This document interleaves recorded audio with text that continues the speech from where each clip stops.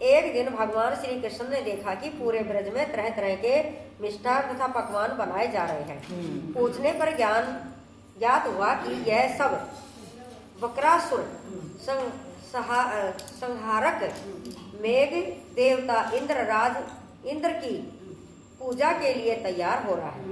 इंद्र की प्रसन्नता से ही वर्षा होती है, गायों को चारा मिलेगा तथा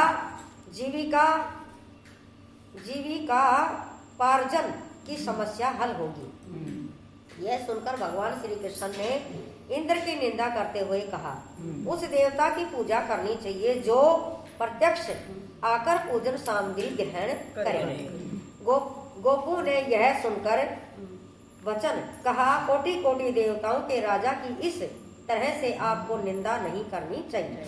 श्री कृष्ण ने कहा, इंद्र में क्या शक्ति है जो पानी बरसाकर हमारी सहायता करेगा। उससे तो शक्तिशाली तथा सुंदर यह गोवर्धन पर्वत है जो वर्षा को मूल कारण है। वर्षा का मूल कारण है, इसकी हमें पूजा करनी चाहिए। भगवान श्री कृष्ण के वाग जाल में फंसकर सभी ब्रजवासियों ने चारों ओर धूम मचा दी।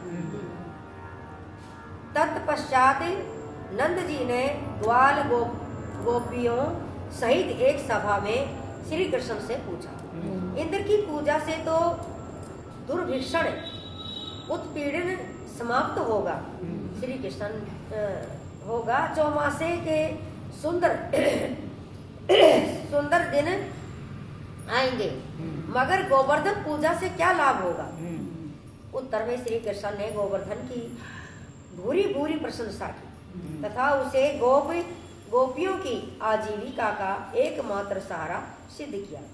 भगवान की बात सुनकर समस्त ब्रजमंडल बहुत प्रभावित हुआ तथा अपने अपने घरों से लाकर समधुर मिष्ठान पकवानों सहित पर्वत राई में श्री कृष्ण द्वारा बताई विधि से गोवर्धन की पूजा की। भगवान की कृपा से ब्रजवासियों द्वारा अर्पित समस्त पूजन सामग्री को गिरिराज ने स्वीकार करते हुए खूब आशीर्वाद दिया। सभी जन अपना पूजन सफल समझकर प्रसन्न हो रहे हैं। तभी नारद इंद्र महाउत्सव देखने की इच्छा से ब्रज आ गए। पूछने पर ब्रज नागरिकों ने बताया, श्री कृष्ण की आज्ञा से इस वर्ष इंद्र महोत्सव समाप्त कर दिया गया है। उसके स्थान पर गोवर्धन पूजा की जा रही है। यह सुनते ही नारद जी उल्टे पांव इंद्रलोक गए तथा खिन्न मुख मुद्रा में से बोले, देवता तुम महलों में सुख की नींद की खुमारी ले रहे हो और उधर ब्रजमंडल में तुम्हारी पूजा समाप्त करके गोवर्धन की पूजा हो रही है। इसमें इंद्र ने अपनी मान हानि समझकर मेघों को आज्ञा दी कि वे गोकुल में जाकर प्रलयकारी मूसलाधार वर्षा से पूरा गांव तहस नहस कर दे। पर्वताकार प्रलयकारी बादल ब्रज की ओर उमड़ पड़े। अचानक वर्षा देखकर ब्रज घबरा गया। सभी ब्रजवासी श्री कृष्ण की शरण में जाकर बोले, भगवान इंद्र हमारी नगरी को डुबोना चाहता है, अब क्या किया जाए। श्री कृष्ण ने सांत्वना देते हुए कहा, तुम लोग गऊ सहित गोवर्धन की शरण में चले जाओ, वही तुम्हारी रक्षा करेगा। इस तरह से समस्त ग्वाल बाल गोवर्धन की तराई में पहुंच गए। श्री कृष्ण ने गोवर्धन को कनिष्ठा उंगली पर उठा लिया और 7 दिन तक गोपिकाएं उसकी छाया में सुखपूर्वक रहे। श्री कृष्ण भगवान की कृपा से उनको पानी का एक छींटा भी नहीं लगा। इससे इंद्र को बहुत आश्चर्य हुआ तब भगवान की महिमा को समझकर अपना गर्व जानकर वह स्वयं ब्रज में गया और भगवान श्री कृष्ण के चरणों में गिरकर अपनी मूर्खता पर बहुत पश्चाताप किया। 7वें दिन भगवान ने गोवर्धन को नीचे रखकर उसी भांति प्रतिवर्ष गोवर्धन पूजा करके अन्नकूट उत्सव मनाने की आज्ञा दी। तभी से यह उत्सव अन्नकूट के नाम से मनाया जाने लगा। बोले गोवर्धन महाराज की जय। श्री गोवर्धन महाराज महाराज तेरे माथे मुकुट विराज श्री गोवर्धन महाराज महाराज तेरे माथे मुकुट विराज तेरे माथे मुकुट विराज कानों में कुंडल साज कानों